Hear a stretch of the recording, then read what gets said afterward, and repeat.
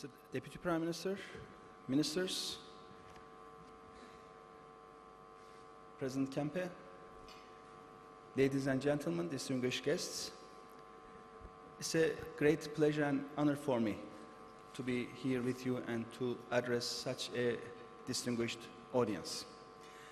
And as I have already told in the morning, I would like to express my appreciation for the Atlantic Council and also specifically Ambassador Wilson for making this event a successful one, and its success has been proven by the fact that it is now the fourth organization, fourth summit in a row, 4 years in a row, which is getting more and more attention in our region.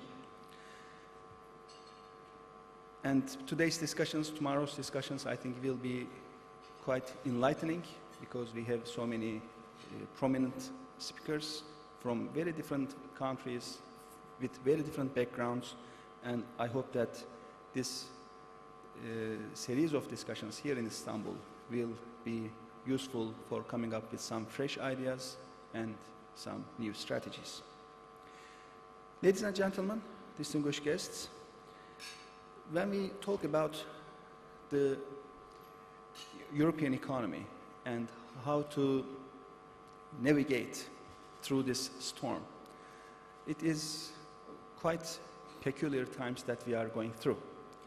Because this economic crisis has been a very costly one. And many people compare the costs of this crisis to the costs of the Second World War. Actually, when we look at the public debt stock of the advanced countries, of the developed countries, debt to GDP ratio is going to go up back to the levels of the post-Second World War era. So in a way, that cost is now reflected in the public debt stock of the advanced countries, developed countries. And European Union, especially the Eurozone, being at the epicenter of this crisis, I think it's important to first follow what is going on very carefully, especially for countries like Turkey, which has deep integration and strong flows, trade flows, investment flows between the European countries and us. The European Union, especially Eurozone, has a common currency. And this monetary union, in a way, was designed in such a way that countries were let almost free to have their own fiscal policies. Okay, there were the Maastricht criteria, Maastricht rules, but the penalty, the enforcement for those countries who break those rules were not really that effective. It was actually first Germany and France breaking the 3% budget deficit rule, and then announcing that, okay, the rules are broken, but we are going to go back and compensate for this. And then many countries then followed. And it became such a situation that there has been now a free riders problem. Countries in the Eurozone with high deficits, living in a way an artificial level of welfare, bringing costs to those countries which have low deficits or small surpluses.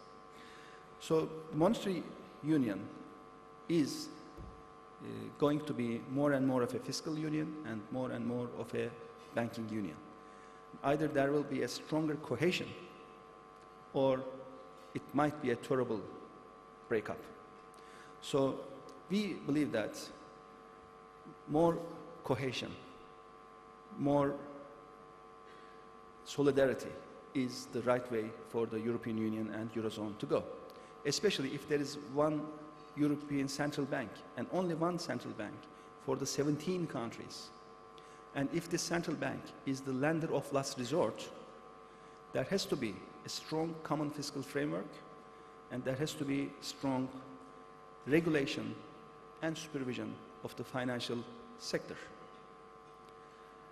If this bank, if ECB, is going to be financing countries, sovereign financing needs, and financing the needs of the banks, the financial sector, then there has to be a stronger central mechanism, which we believe is happening more and more. For Turkey, what we have been doing first was following different policies and different paths. Because we found out that government debt or public finances is going to be at the core of the discussions. And when many countries in the Eurozone or member of European Union were implementing fiscal expansion programs, fiscal stimulus programs, especially in 2009, we implemented a fiscal consolidation program. And this program worked excellent for us. We made sure that public finances are strong, we made sure that our banking sector is strong, and we enabled our private sector to do the job for growth. And our growth is coming only from private sector activity. And now when you look at the risk indicators of Turkey, like the risk premium on top of German bonds or US bonds or CDS spreads, we are safer, we are perceived to be less risky than more than half of the European Union countries. We also deliberately worked to diversify our trade relations.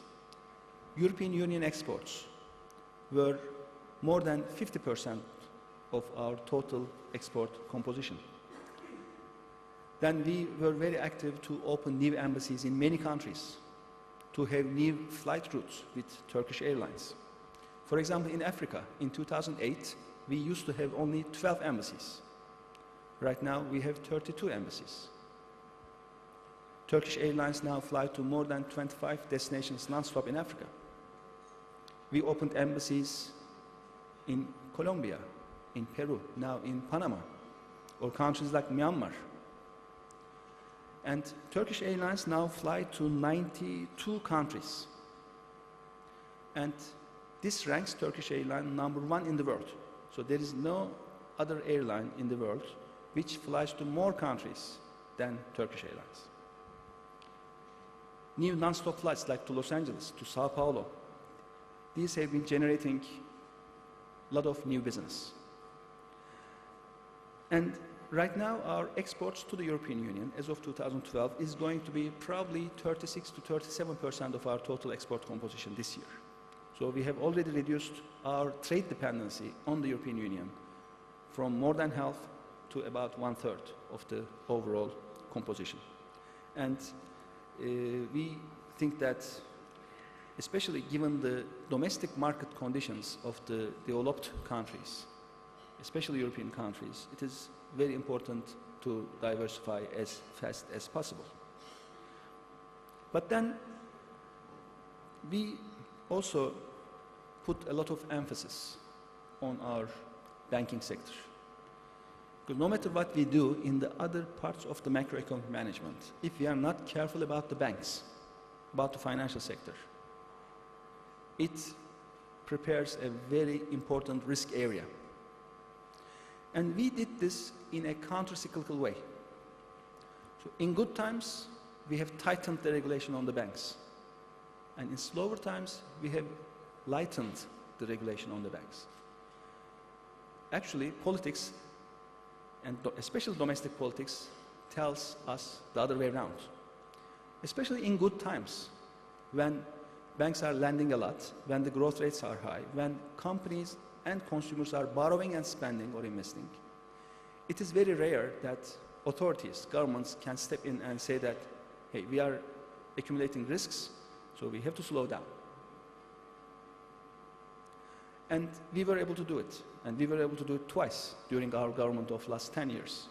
The first one was in 2004-05 period, when we introduced a brand new banking law, a brand new credit card law, brand new mortgage law, saving deposits insurance fund law, and these were all done to tighten things during high growth years. Those were our high growth years. For example, with our mortgage law, we introduced 25% down payment requirement. And it was a tough job because we did that in 2006. This was before the mortgage crisis. This was before the financial crisis. And when we tried to introduce new law in the parliament, there was a big reaction. And they were telling us, our parliamentarian colleagues were telling us that, look at the US, they have the best mortgage markets. They are doing this for 100 years and they don't have such rules. And why are we putting such rules in our banking system and brand new mortgage law? It took us some time to convince our colleagues, but finally we were able to do it. Because that rule is very important, to make sure that people who borrow is actually have a certain strength of paying back, and 25% cash down payment is a measure of their payment strength. And also for the banks it's important because it protects their balance sheets. Because in the long term, real estate prices fluctuate. And when the real estate price is high and banks lend, the collateral is the real estate itself. And when the prices fall and the amount of the debt is higher than the value of the property, then there is always an incentive not to pay back for the house owners. So that 25% rule has been protecting our banking system in all the ups and downs. Because the collateral, which is worth 100, is used for a loan of only 75. So it absorbs all the real estate price fluctuations and ups and downs in the economy. Another measure, we have banned consumer lending in foreign currencies. I know that now many Eastern European countries are suffering from this. They have been issuing consumer loans in foreign currencies, and when the exchange rates change, consumers find themselves all of a sudden unable to pay because of the new exchange rates and so forth. So these are of course not popular steps or measures when they are introduced, but it pays off during difficult times. Again in 2010, when we were growing at 9.2%, we decided to contain the growth of the lending volume in Turkey. We announced that we are putting a cap of 15% maximum growth for the loans for consumers and for companies and so forth. It was not popular, of course, because banks were lending, our consumers were spending, our corporations were investing, we had very high growth rates, but then we were accumulating risks for inflation and for external balances. So we took steps, first with the central bank and then with our banking authority, and we introduced new measures as the government. And now the growth volume for the loan of our banks is at about 14 to 15%. So we were able to contain this. Maybe we have now a lower growth rate this year, next year, but we have more of a sustainable growth rate. It's good for stability purposes. And this approach, this measured approach, and a balancing, active balancing of our economy helped us to have lower and lower interest rates. Turkish Treasury nowadays has the historical low borrowing rates, not because of the central bank money printing operation, but because of the confidence in our system. Because our central bank, all through this crisis, did not have any extraordinary liquidity operations or extraordinary monetary operations.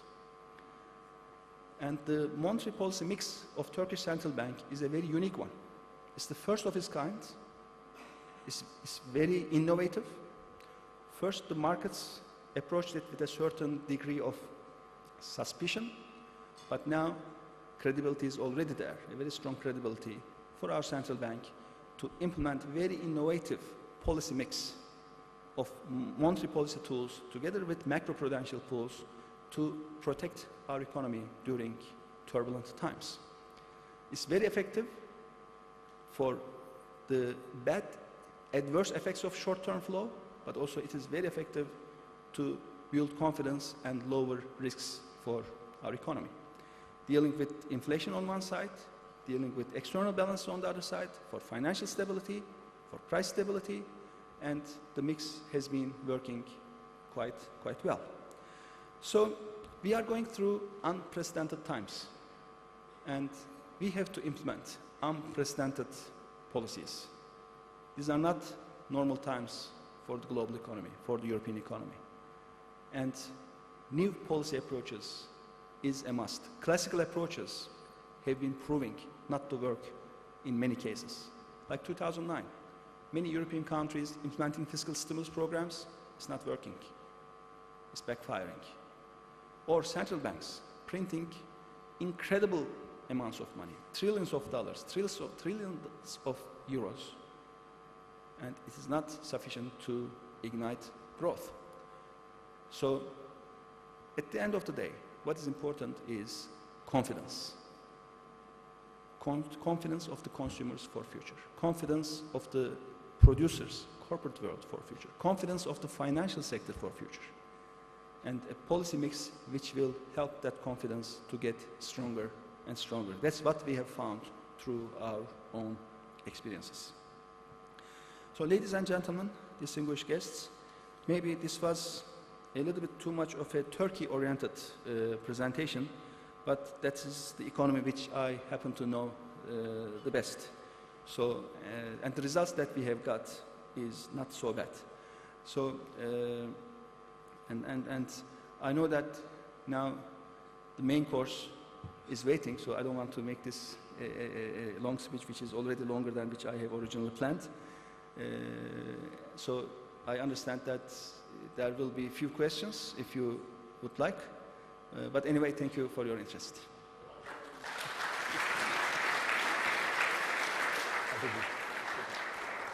I think you can stay at the podium. We'll just take 2 quick questions because I know you have to go.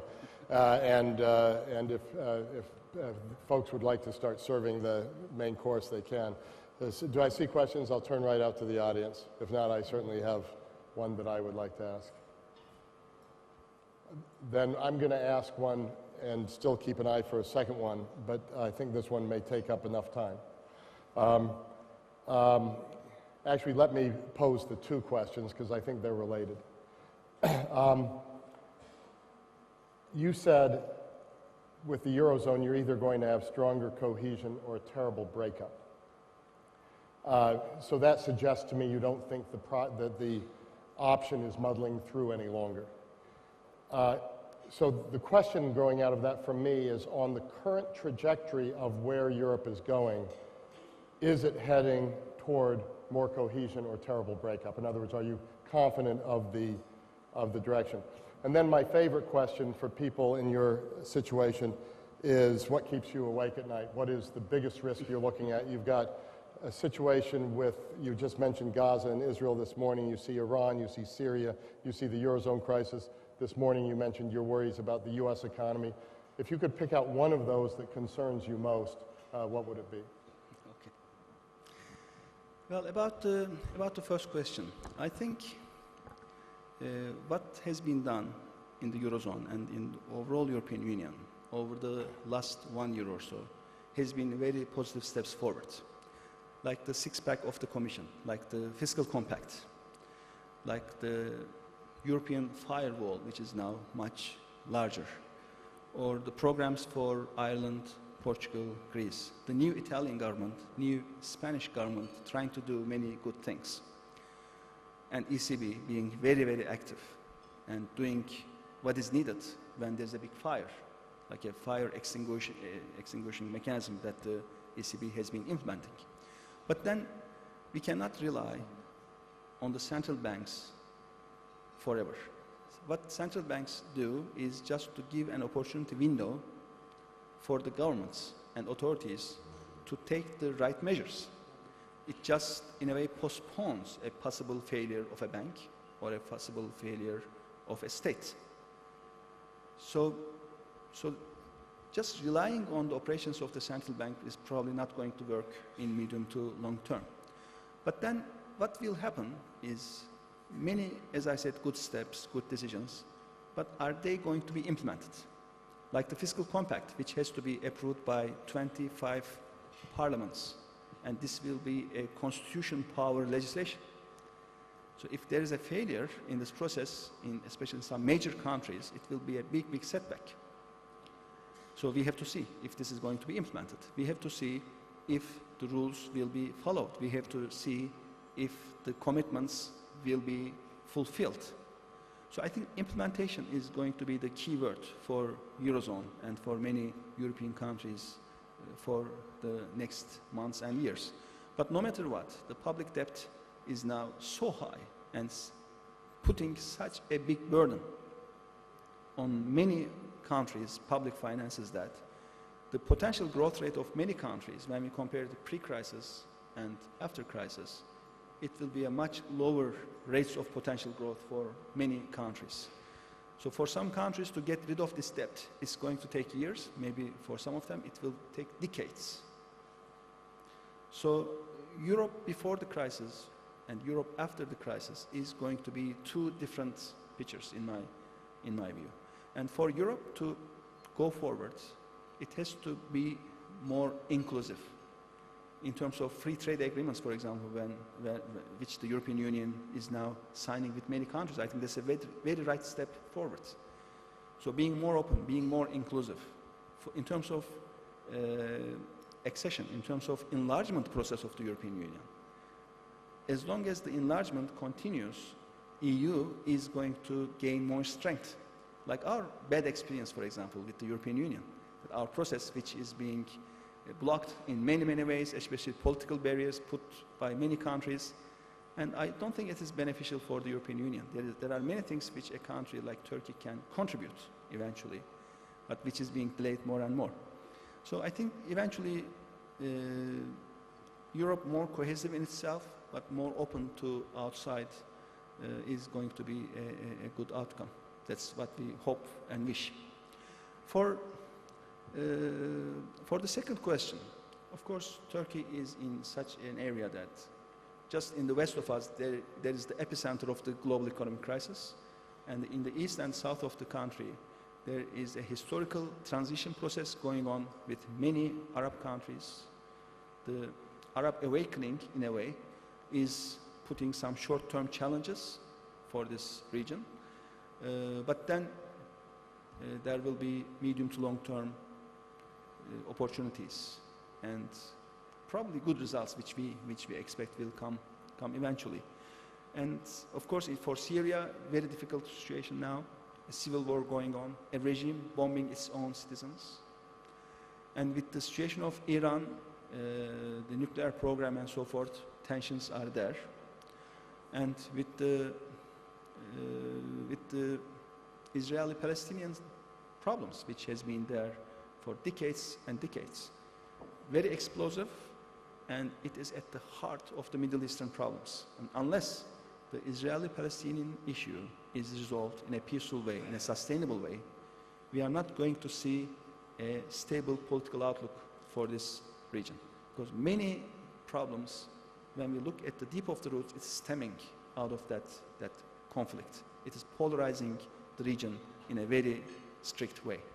So many risks around, but in terms of our foreign policy approach, in terms of our international relations, we are following a very principled route, a very open policy based on international law, based on human rights, based on values like democracy, rule of law, and this approach is, I think, contributing to the regional policies. And for the economic side, risks from Europe and elsewhere, I have already told what we are doing. So I think risks, many risks around, but we are quite confident in our policies, which is not making us very uncomfortable, I have to say.